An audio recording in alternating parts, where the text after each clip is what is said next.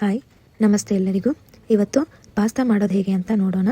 ಬೇಕಾಗುವ ಸಾಮಗ್ರಿಗಳು: 1 ಬೌಲಷ್ಟು pasta, 1 medium size ಈರುಳ್ಳಿ, ಹಾಗೆ 1 ಗೆಡ್ಡೆ ಬೆಳ್ಳುಳ್ಳಿನ ಸಿಪ್ಪೆ ಬಿಡಿಸಿ ಚಿಕ್ಕದಾಗಿ ಕಟ್ ಮಾಡಿ ಇಟ್ಕೊಂಡಿದ್ದೀನಿ. ಹಾಗೆ ತರಕಾರಿಗಳು ನಾನಿಲ್ಲಿ ಕ್ಯಾಪ್ಸಿಕಮ್, ಕ್ಯಾರೆಟ್ ಮತ್ತು ಬೀನ್ಸ್ ತೊಗೊಳ್ತಾ ಇದ್ದೀನಿ.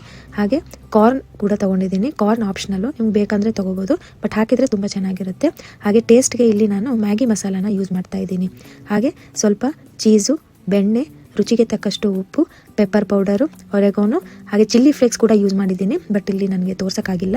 ಹಾಗೆ 1 ಗ್ಲಾಸಷ್ಟು ಹಾಲು, ಆಮೇಲೆ 1 ಸ್ಪೂನಷ್ಟು ಮೈದಾ ಹಿಟ್ಟನ್ನು ನೀರಲ್ಲಿ ಕಲಸಿಟ್ಕೊಂಡಿದ್ದೀನಿ. ಬನ್ನಿ ಈಗ ಹೇಗೆ ಮಾಡೋದು ಅಂತ ನೋಡೋಣ. ಮೊದಲಿಗೆ ಸ್ಟವ್ ಮೇಲೆ ಪಾತ್ರೆ ಇಟ್ಬಿಟ್ಟು 1 ಗ್ಲಾಸ್ ನೀರು ಹಾಕಿ 1 ಚಿಟಿಕೆಯಷ್ಟು ಉಪ್ಪು ಹಾಕಿ ಪಾಸ್ತಾನ ಇದಕ್ಕೆ ಸೇರಿಸಿ ಬೇಯಿಸೋಣ.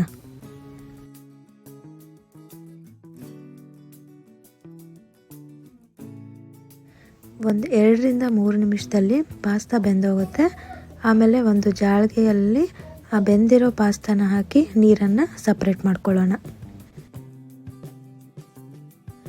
ಈಗ ಸ್ಟವ್ ಮೇಲೆ ಒಂದು ಪಾತ್ರೆನ ಇಟ್ಬಿಟ್ಟು ಸ್ಟವ್ ಹಚ್ಚಿ ನಂತರ ಸ್ವಲ್ಪ ಬೆಣ್ಣೆ ಮತ್ತು ಎಣ್ಣೆಯನ್ನು ಸೇರಿಸ್ಕೊಳ್ಳಿ.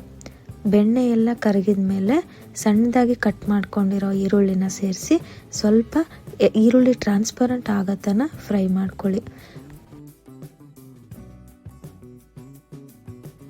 ನಂತರ ನಾವು ಎತ್ತಿಟ್ಕೊಂಡಿರುವಂಥ ಎಲ್ಲ ತರಕಾರಿಗಳನ್ನು ಸೇರಿಸ್ಬಿಟ್ಟು ಮೀಡಿಯಮ್ ಫ್ಲೇಮಲ್ಲಿ 2ರಿಂದ 3 ನಿಮಿಷ ಫ್ರೈ ಮಾಡ್ಕೊಳ್ಳಿ.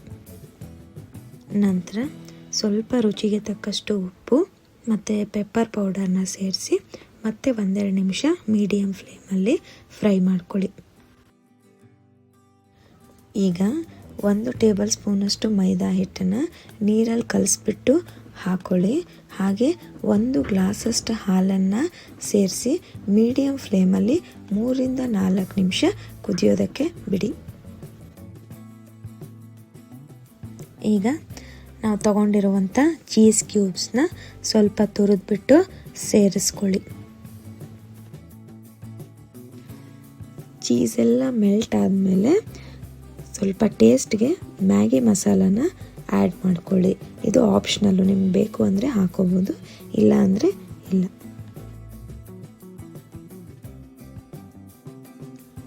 ಈಗ ಎತ್ತಿಟ್ಕೊಂಡಿರೋ ಪಾಸ್ತಾನ ಸೇರಿಸಿ 2ರಿಂದ 3 ನಿಮಿಷ ಚೆನ್ನಾಗಿ ಮಿಕ್ಸ್ ಮಾಡ್ಕೊಳ್ಳಿ.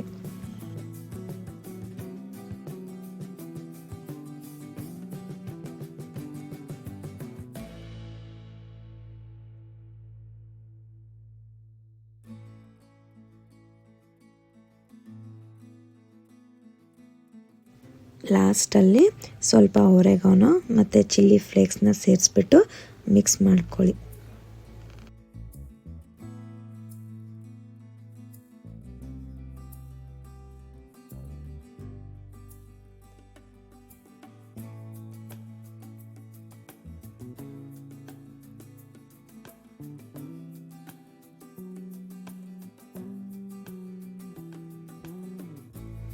ಈಗ ರುಚಿಕರವಾದ ಪಾಸ್ತಾ ಸವಿಯಲು ಸಿದ್ಧ.